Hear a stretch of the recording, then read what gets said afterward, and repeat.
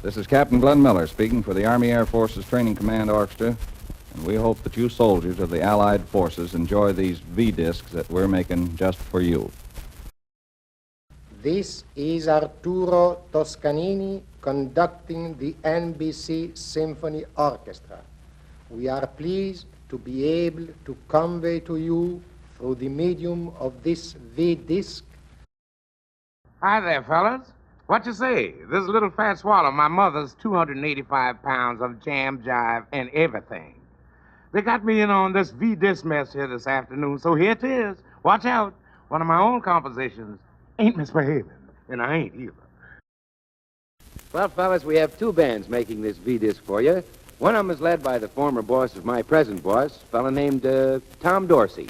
Yeah, that's right. But tell me, who's this other character leading this other band? Don't know Hey, him. wait a minute. I'm your brother Jimmy. Oh. Remember? We used to play in the same band when we were kids. Hi, fellas. My name is Alec Wilder. Believe it or not, Frank Sinatra can do a lot more than sing. In fact, he conducted some music of mine, which you're about to hear. I know it's hard to believe, but I saw him do it. He's a great musician as well as a great guy. When he makes up his mind to do something, he does it. The best musicians in New York were brought together to make all this happen. They played the stuff so well, I can't figure out whether it's the music or the way they played it that makes me feel good. What do you think? Here goes on V-discs. Hello, I want you to meet Bernard Rich, Ouch. boy drummer. Drummer. Hello. How do you do, Miss Fitzgerald? Miss How are Fitzgerald you? sings. Been a fan of yours for a long time. I've been a fan of yours. Thanks a lot. Hello, fellas. This is Art Tatum, and I've made a few records here for you. Your V-disc, a few tunes that I'm sure that you'll enjoy. I don't know about the piano playing. You might enjoy the tune itself. And I'm here in New York, and I thought maybe you'd like to hear a few of these tunes. There's very little I can say, and I'd like to see all of you back as quick as you possibly can. So any chance that I can do any more for you, play any more for you, I'd be glad to do it. And thanks a lot. Ready? Hiya, men. This is Bob Hope coming at you on V-discs. Let's bring on my golfing partner, Daddy Divot Bing Crosby. Sing, son, and be good. Hello, men. This is Duke Ellington, introducing via V-discs, composition written by our arranger, Philly Strayhorn, and myself. It's entitled Perfume Suite. Fellas, this is Woody Herman. We got a V-disc here we just finished a few minutes ago. It's a very beautiful thing. As a matter of fact, I'm sure all you boys from Brooklyn and other places south of the border will appreciate this tune. Hello, Vinyl Community. My name is James. My YouTube site is V-DISCDADDY. The V stands for Victory Disc. The Victory Disc was a record that was created by the Department of War in the 1940s. Early 1940s, actually June of 1941, the program started to help increase the morale of soldiers and troops overseas.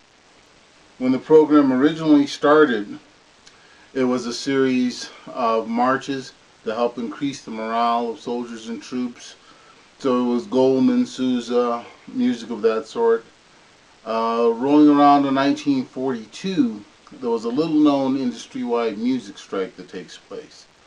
James Cesar Petrillo, who was head of the American Federation of Musicians, called an industry-wide music strike and shut everything down because the musicians weren't receiving any compensation for the records that were then being put into jukeboxes. The record companies, really didn't care because they had stockpiled a significant amount of material. And they said, well, fine, here it is 1942, we're in the middle of this depression. You want to go on strike, go right ahead. Strike ends up lasting for 2 years. So from 1942 to 1944, no new music was being recorded other than a cappella or music that was recorded for the movie industry. During this strike period, some of the guys who worked in the V-disc program, this program through the Department of War, said maybe we can solicit the help of these striking musicians to help, give it a little variety to what we're doing. Because you can only take so much Goldman and Sousa. And through negotiations, they were able to come up with a plan where the musicians who were striking could volunteer their time to record on this label. One of the stipulations, the musicians couldn't receive any type of compensation for this because the union was on strike. But any who wanted to volunteer to record on this program could, without any repercussions from the union. And all of the musicians wanted to participate. And so they could do it in their own way, with no record labels involved or no unions involved. They could play anything they wanted with anybody they wanted, which to me created some of the most amazing music and amazing sounds ever recorded. There was vinyl, shellac was the recording media at that time.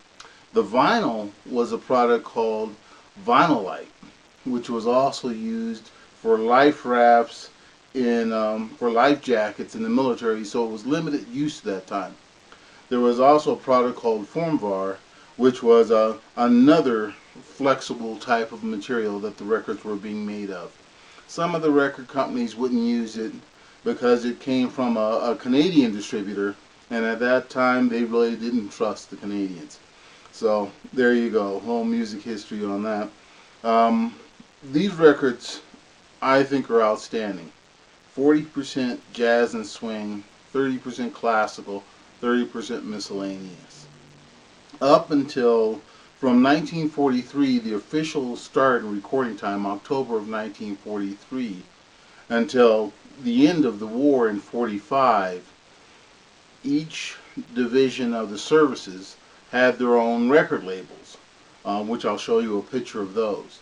You had a particular label for the Navy, you had one for the Army, and you had one for the Special Services Marines. They each had their own label.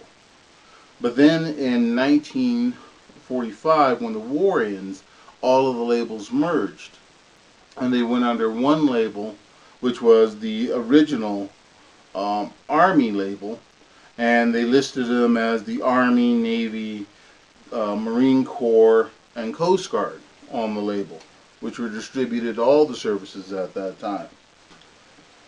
The album at that time that was really significant to me in this program was number 516, the Perfume Suite, which was a Duke Ellington piece. Because of the open format of the V-Disc program, the musicians could record it in any way they wanted to, any way they were comfortable with. They could talk about what was going on in their daily lives. They could talk about, what was happening on the street. They could talk about the piece of music that they were about to perform. And this is one of the things I think makes the V-Disc program unique and made it so interesting with Duke Ellington for me. Duke Ellington was able to explain each movement of the Perfume Suite before performing it. And it was interesting that you could hear the musician's voice, the individual themselves expressing and explaining, this music that they were about to perform, and that was really wild. That was mind-blowing for me because I had never heard the voice of many of the musicians. I had never heard a lot of their individual passions and joys. One in particular for me is a Frank Sinatra piece, but it's not your traditional Frank Sinatra. Frank Sinatra does a piece in which he conducts an orchestra. And it was really fascinating for me to be able to hear, the other things that the musicians were into and interested in, and performances and reunions of musicians. Tommy and Jimmy Dorsey, who couldn't stand each other for a time period in their life, as happens with siblings. They have a reunion album together, and you hear the reconciliation on number 451 of Tommy Dorsey and Jimmy Dorsey being introduced to each other through George Simon. I mean, fascinating pieces of history that are distributed through these records. One of the unfortunate parts of the V-Disc program is that when the program ends in May of 1949, because the original agreement is the program was supposed to go to the end of the war. And when the war ended in 1945, it was so popular it ended up getting picked up as part of the Marshall Plan to provide entertainment for soldiers and troops overseas, and got an extended life till the program ends in May of 1949. At that time, they reverted back to the original intent of the program, which one of the stipulations were that after the completion, all of the material was supposed to be compiled, collected, and destroyed. So there were huge confiscation raids from 1949 to 1951, the military police and the FBI, compiling, collecting, and destroying this material, as part of the agreement with the American Federation of Musicians. And I have pictures on my website, VDISCDADDY.com, of them standing on mounds of these V-disc records, hitting them with sledgehammers, destroying them, destroying the masters of these records. So those who did have V-disc records in their possession hid them and stowed them away. And they just kind of got lost in music, myth, and legend. When I ran across my first one, which happened to be number 451, the Tommy Dorsey and Jimmy Dorsey one, I listened to it all night long because I couldn't even imagine something like this existed. One of my favorite musicians of all time, and going back to my childhood, was Duke Ellington. And my favorite piece from Duke Ellington, one was called number 534, which was Diminuendo in blues and crescendo in blues. You could hear the merger that Duke Ellington was working on, the transition to bring the two records together. In the July 7th, 1956 recording done in Newport, you were able to hear the two pieces come together with a solo by Paul Gonsalves, which was 27 choruses. Really an amazing song if you ever get a chance to hear it. 1937, 1945, you hear the transition between the two where he's merging on this V-disc, and it's more of just a piano solo on this particular V-disc. But when you get to the 1956, they had transitioned it to the point where it was a solo. It was a solo piece that was kind of brought out of mothballs for the Newport concert, and it turned out to be a huge success. That's one of the things that really drew me into the V-disc records, as far as for wanting to collect them and wanting to preserve and share those records. I collect a lot of other vinyl, but those were the ones that really made the difference. I hope you'll enjoy my site, and if you have any questions or any insights to add, I greatly appreciate it. Thank you. There are very few men in the jazz world or any world who can proudly say, of course this man wouldn't say it of himself, but we all know it, that they're a legend in their own time.